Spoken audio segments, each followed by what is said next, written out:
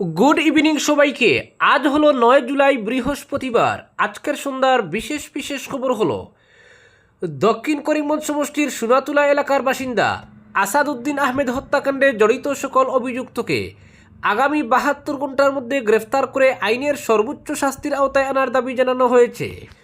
অন্যথায় পাতারকান্দি থানা ঘেরাও কর্মসূচি পালনের হুঁশিয়ারি দেওয়া হয়েছে। সোনাতুলা বাজারে আয়োজিত এক বৃহৎ প্রতিবাদী সভায় সর্বসম্মতিক্রমে এই সিদ্ধান্ত গৃহীত হয়। একই সঙ্গে আজ শ্রীভূমির পুলিশ সুপারের কাছে 72 ঘন্টার চূড়ান্ত সময়সীমা নির্ধারণ করে একটি স্মারকলিপি প্রদান করা হয়। সভায় বক্তব্য রাখতে গিয়ে ভারতীয় মানবাধিকার সংস্থার আসাম রাজ্য সভাপতি এবং আমসুর কেন্দ্রীয় সাংগঠনিক সম্পাদক কাজী সাদিক আক্তার বলেন, গত 24 জুন দিবালুকে দুর্বৃত্তরা আসাদউদ্দিন আহমেদকে হত্যা করে তার নিজস্ব পুকুরে ফেলে দেয়। পরে স্থানীয় বাসিন্দারা পুকুরে মৃতদেহ ভাসতে দেখে 12 গ্রাম ওয়াজ পোস্টে খবর দেন। এই ঘটনায় নিহতের পুত্র থানায় এজাহার দায়ের করলেও ঘটনার 11 দিন পর পুলিশ মাত্র একজনকে গ্রেফতার করেছে বলে তিনি অভিযোগ করেন। তিনি আরও বলেন, প্রকৃত অপরাধীদের দ্রুত গ্রেফতার করে দৃষ্টান্তমূলক শাস্তির ব্যবস্থা না করলে বৃহত্তর গণ আন্দোলনের কর্মসূচি গ্রহণ করা হবে। প্রতিবাদী সভায় আরও বক্তব্য রাখেন আসিমগঞ্জ পাতারকান্দি আঞ্চলিক কমিটির সাধারণ সম্পাদক আব্দুল কাদির, সালমান আহমেদ, বিশিষ্ট সমাজসেবী হাজী আব্দুল কাইয়ুম সহ অন্যান্য নেতৃবৃন্দ।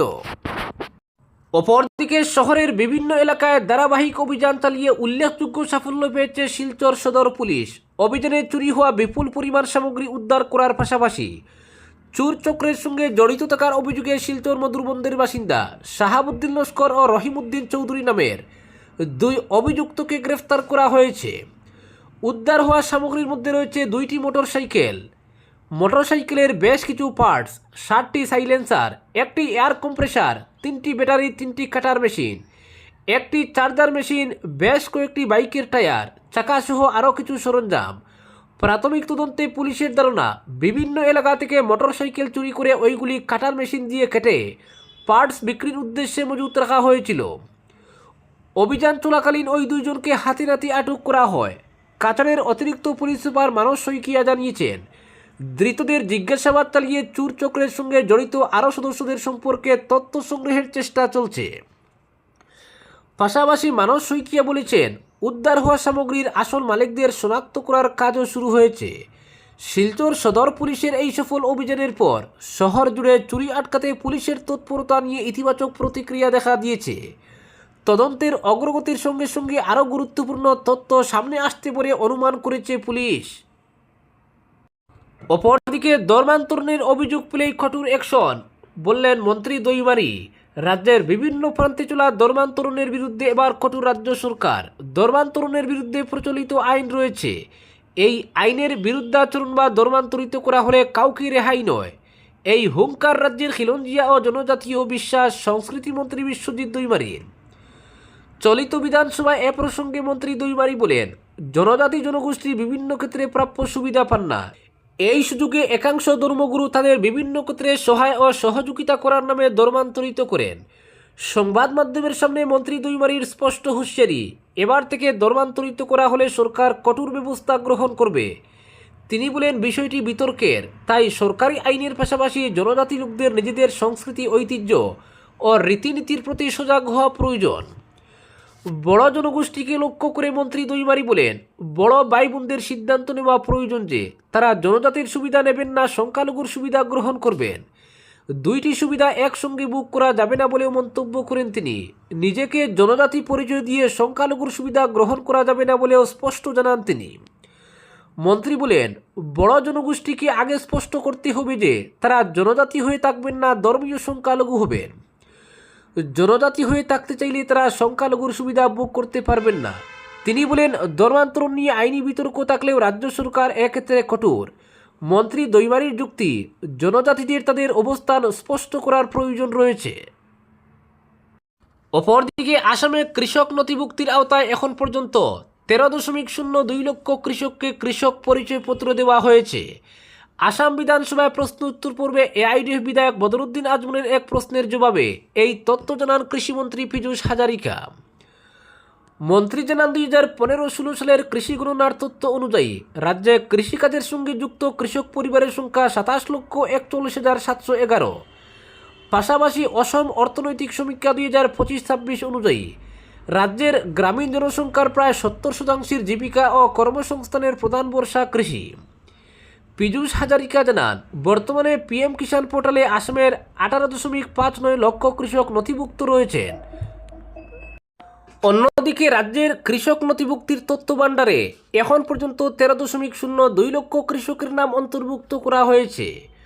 মন্ত্রী লিখিত জবাবে স্বীকার করেন, রাজ্যে ভূমি রেকর্ড সম্পূর্ণভাবে ডিজিটাল না হওয়া এবং বনগ্রামের সমস্যার কারণে এখনও সব যোগ্য কৃষককে নথিভুক্ত করা সম্ভব হয়নি। তবে এই সমস্যার সমাধানে রাজ্য সরকার কেন্দ্রের সঙ্গে ধারাবাহিকভাবে আলোচনা চালাচ্ছে এবং সক্রিয় পদক্ষেপ নিচ্ছে। কৃষিমন্ত্রী বলেন, লক্ষ্যমাত্রা পূরণের জন্য বিভাগ ইতিমধ্যে বিশেষ অভিযান শুরু করেছে। সেই অভিযানের অধীনে 29 জুন পর্যন্ত 13.02 লক্ষ নাগরিককে কৃষক নথিভুক্তির আওতায় কৃষক পরিচয়পত্র দেওয়া হয়েছে। সরকারের পরবর্তী লক্ষ্য হল পিএম কিষাণ প্রকল্পের 23তম কিস্তির সুবিধা পাওয়া সব যোগ্য কৃষককে এই নথিভুক্তির আওতায় আনা। এই কাজ দ্রুত শেষ করতে কৃষি বিভাগ এবং রাজস্ব বিভাগ যৌথভাবে শিবির পদ্ধতিতে নথিভুক্তি অভিযান চালাচ্ছে। অপরদিকে 27-এর মধ্যে চালু হচ্ছে না গ্রেটার আলগাপুর হাইলাকান্দি জল প্রকল্প।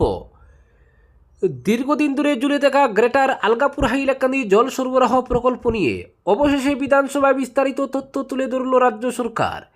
122 নম্বর আলগাপুর কাটলিজোড়া বিধানসভা কেন্দ্রের বিধায়ক জুবাইর এনাম মজুমদারের উত্থাপিত তারকা ও অতারকা প্রশ্নের জবাবে জনস্বাস্থ্য কারিগরি মন্ত্রী কৃষ্ণেন্দু পাল জানান, প্রকল্পটির সার্বিক অগ্রগতি বর্তমানে প্রায় 88% হলেও চূড়ান্তভাবে কমিশনিংয়ের লক্ষ্যমাত্রা নির্ধারণ করা হয়েছে 2027 সালের ডিসেম্বর মাসে।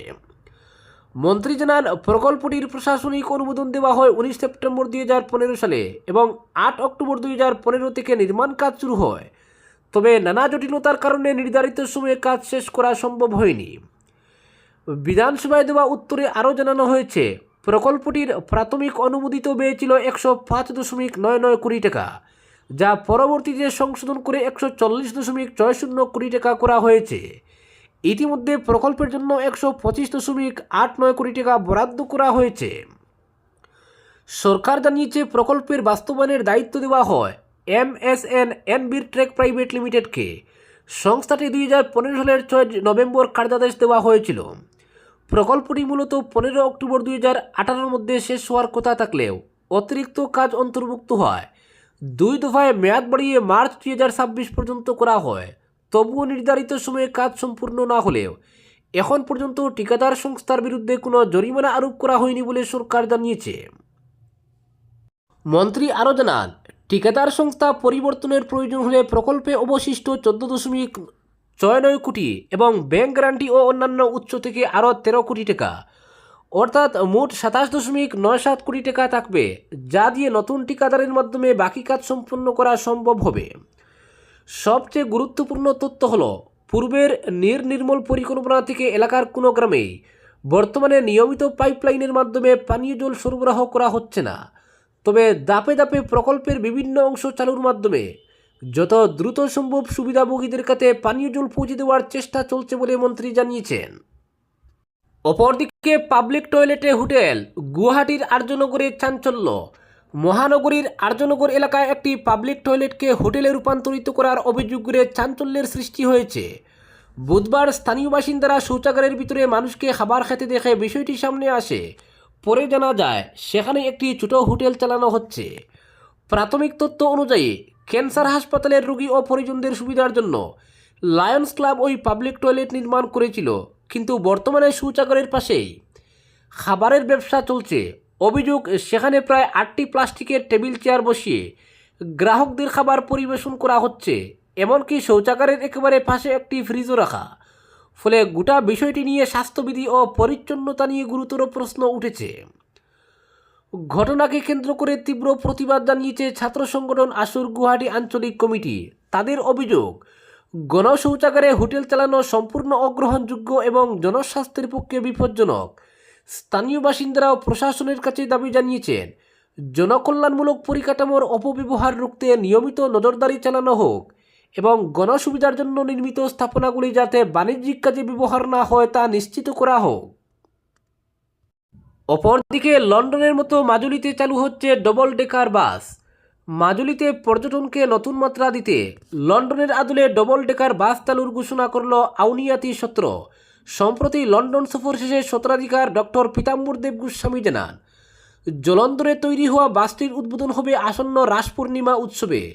তার কথায়, লন্ডনের ঐতিহ্যবাহী ডবল ডেকার বাসের আদলে এই উদ্যোগ পর্যটকদের জন্য মাজুলি ভ্রমণকে আরও আকর্ষণীয় করে তুলবে। এদিন পীতাম্বর দেব গোস্বামী আরও ঘোষণা করেন, 2026 সালের শঙ্করদেব রিসার্চ অ্যাওয়ার্ড পাচ্ছেন ব্রিটিশ গবেষক রিচার্ড ব্লারটন এবং শ্রী শ্রী দামোদর দেব অ্যাওয়ার্ড পাচ্ছেন ব্রিটিশ পার্লামেন্টের সদস্য বব ব্ল্যাকম্যান। যুক্তরাজ্যে শ্রীমন্ত শঙ্করদেব, মাধবদেব ও দামোদর দেবের আদর্শ ও অসমীয়া বৈষ্ণব সংস্কৃতির প্রচারে তাদের অবদানের স্বীকৃতিস্বরূপ এই সম্মান প্রদান করা হবে। ডক্টর গোস্বামী আশা প্রকাশ করেন, ডবল ডেকার বাস চালু এবং অসমীয়া সংস্কৃতিকে আন্তর্জাতিক স্তরে তুলে ধরার এই উদ্যোগ মাজুলির পর্যটন ও সাংস্কৃতিক পরিচিতিকে আরও সমৃদ্ধ করবে। আজকের বিশেষ সংবাদ এখানেই সমাপ্ত।